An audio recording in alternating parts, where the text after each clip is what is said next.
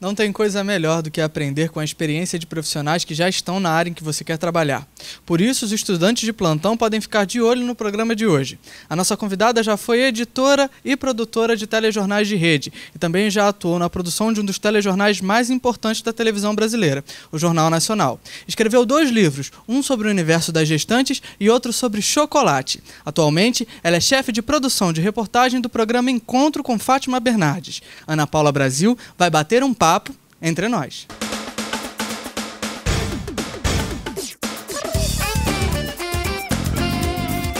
Ana Paula Brasil, é um prazer recebê-la aqui entre nós. Obrigada pelo convite.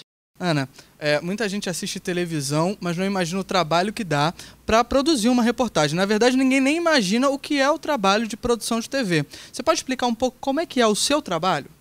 Olha, é difícil definir a profissão, a ocupação do produtor numa palavra só, né? O que o produtor faz? O produtor é o cara que faz as coisas acontecerem.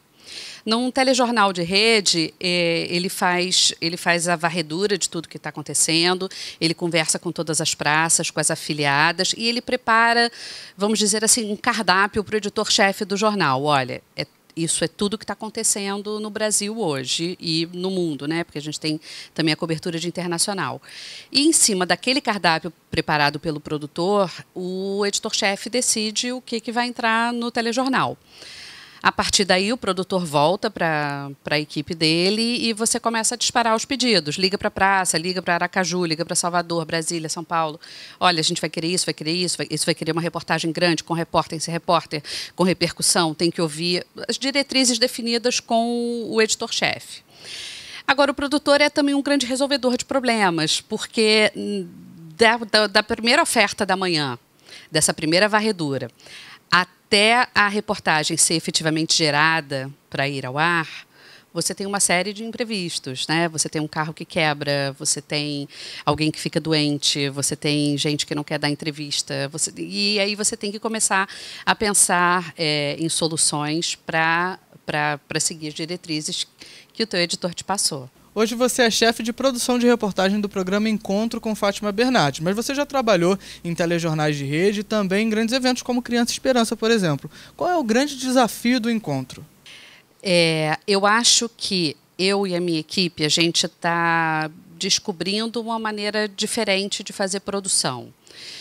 A gente chegou no Projac, onde a produção funciona de uma forma um pouco diferente. A produção é muito mais complexa, né, nos programas de entretenimento, nos programas de linha de show.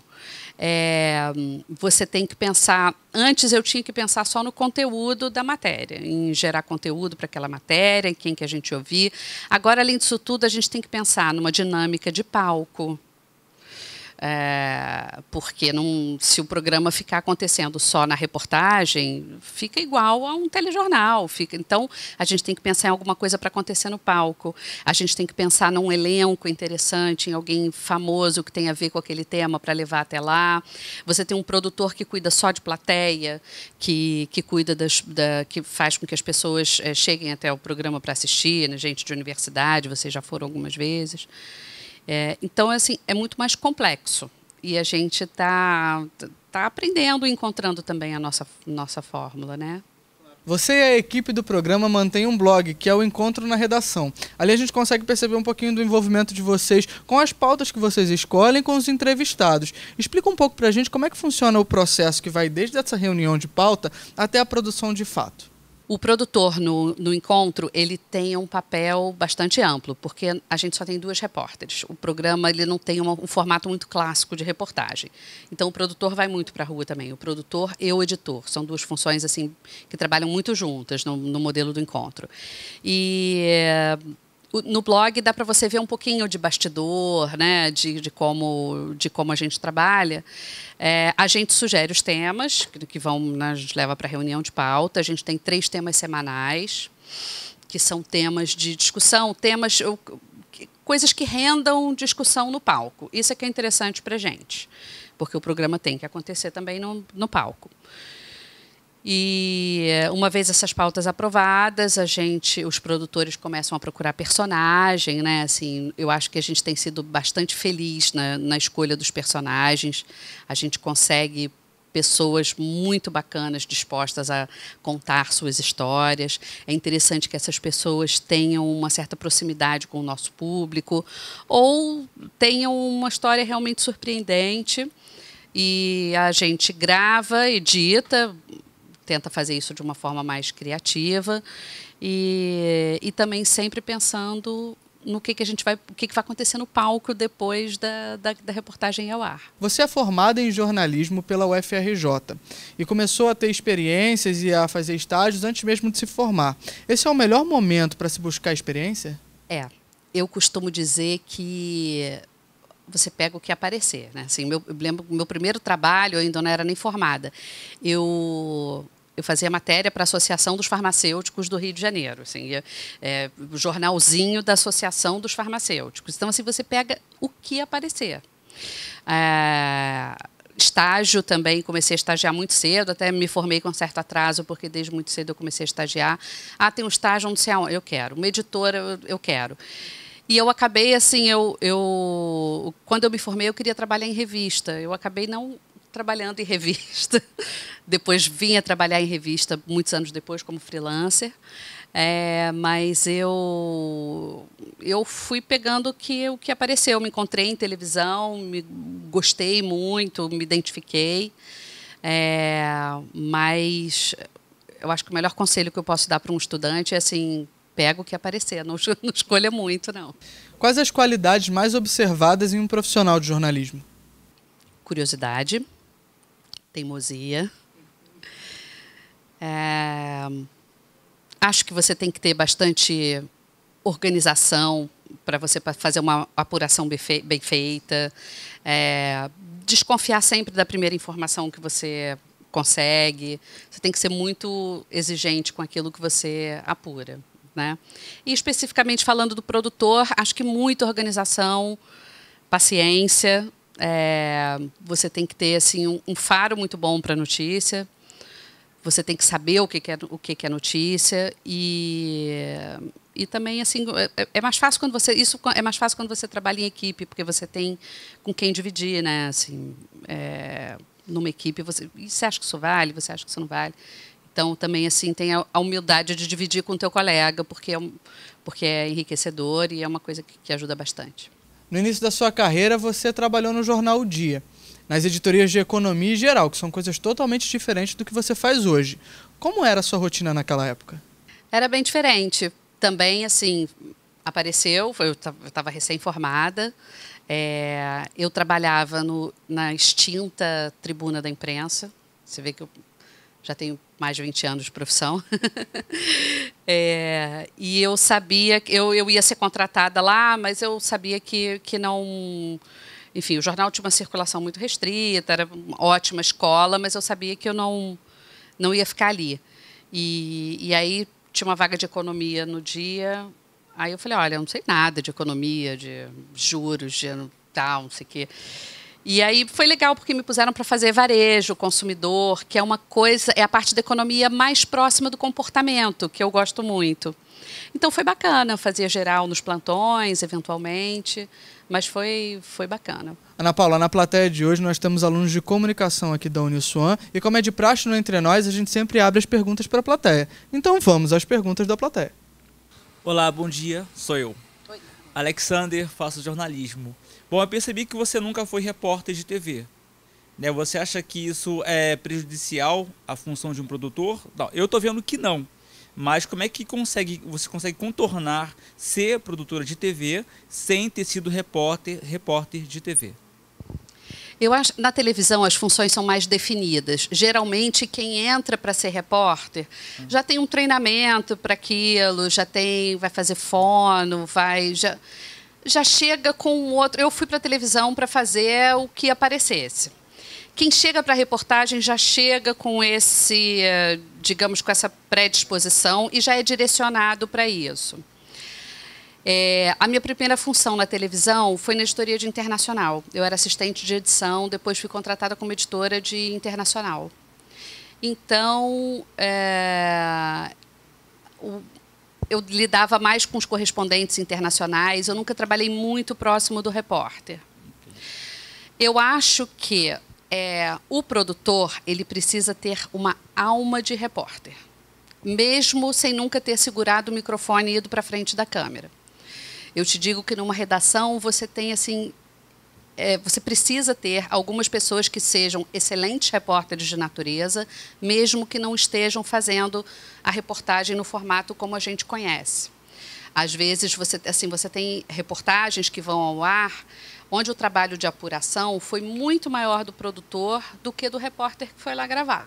Isso acontece.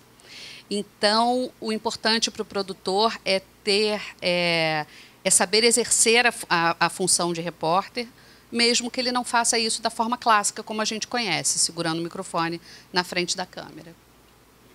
Olá, bom dia, meu nome é Evelyn, eu sou do 4º período de Publicidade e Propaganda. Eu queria perguntar para você, porque dentro da produção, todos os aspectos são importantes, mas pela sua experiência, qual ponto você considera primordial para o mapeamento de uma boa produção? Nossa. A primeira coisa que me vem à cabeça é a organização. Hoje em dia, você trabalha num ambiente em que a sua tela de computador pisca sem parar.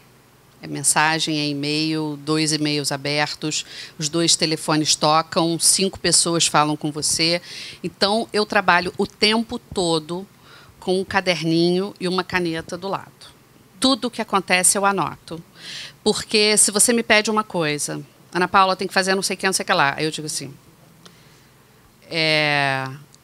aprovar o personagem da Evelyn. O Juan vai falar alguma coisa aqui comigo, se eu não tiver anotado, eu vou esquecer o que você me pediu. E eu vou ticando os itens. E no fim do dia eu reviso aquilo tudo. Então, assim, eu te diria que a primeiríssima coisa é uma organização. No próximo bloco, vamos falar um pouco mais sobre jornalismo e produção de TV com Ana Paula Brasil. O Entre Nós já volta.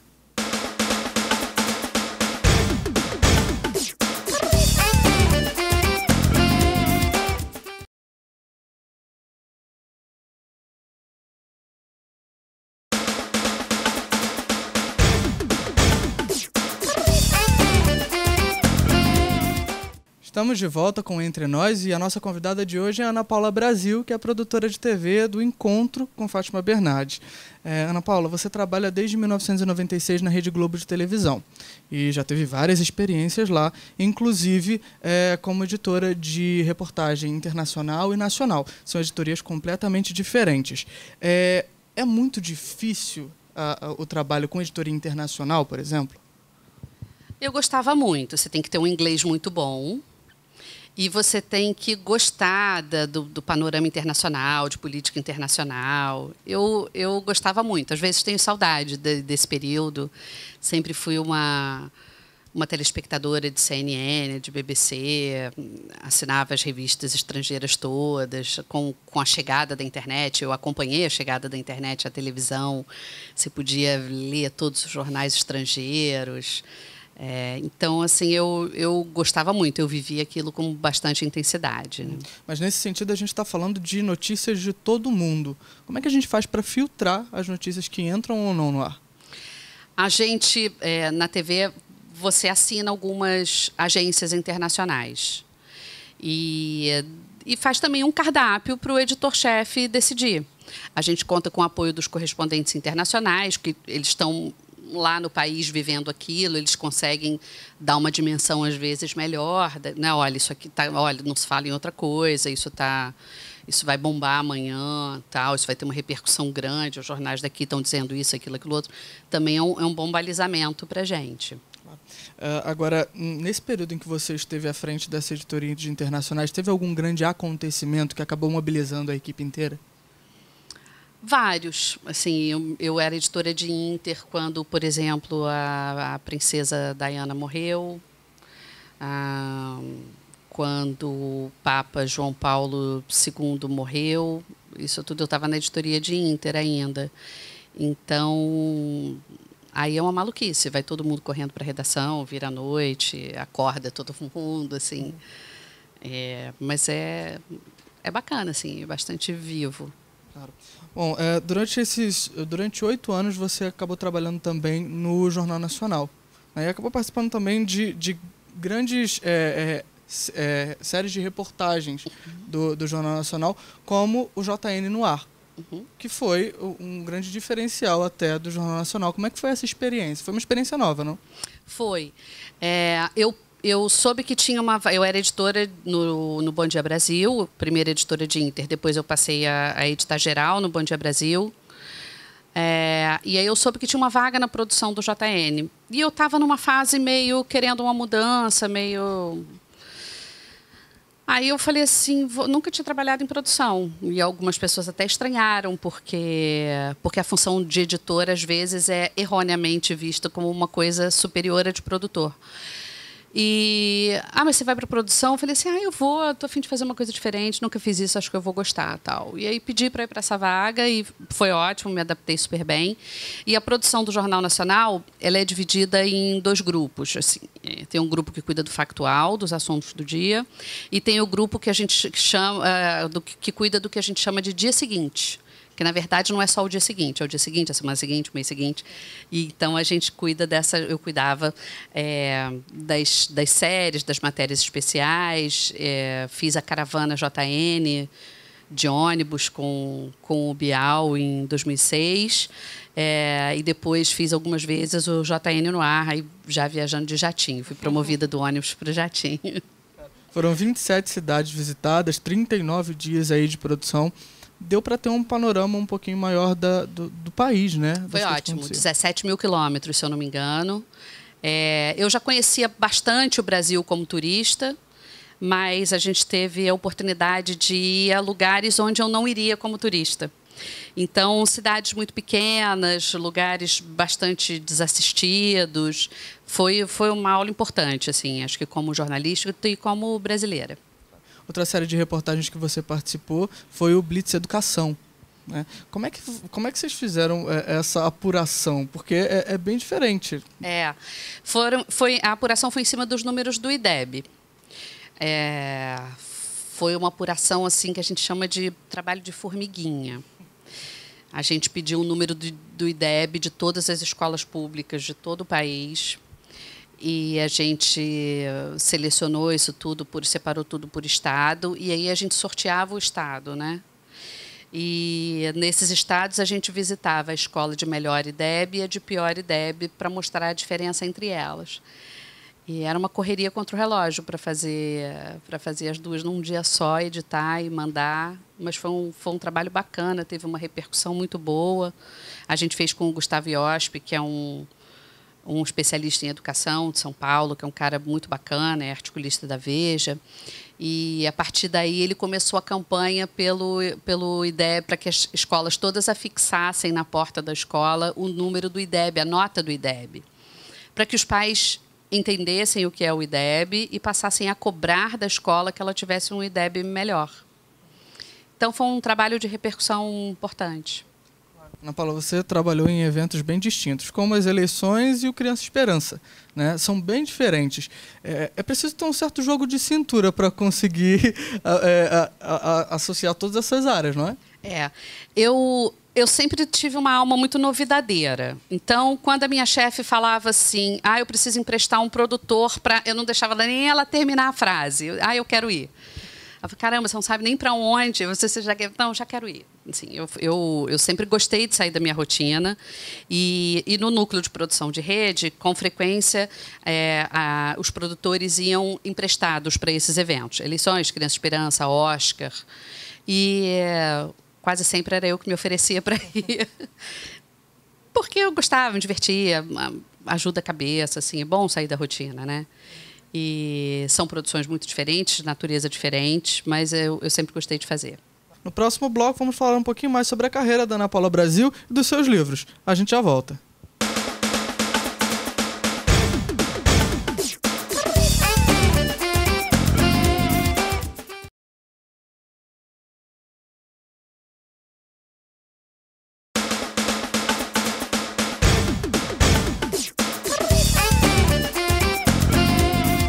O Entre Nós está de volta e o nosso papo hoje é com a jornalista Ana Paula Brasil. A gente viu aí nos outros blocos que você já trabalhou em telejornais, hoje trabalha na produção do Encontro com a Fátima Bernardi, que são São áreas totalmente diferentes e a área de entretenimento. Teve alguém que te inspirou a ir para essa área de entretenimento ou já era uma vontade que você tinha desde antes? Eu já tinha uma vontade de trabalhar em programas que não fossem essencialmente jornalísticos.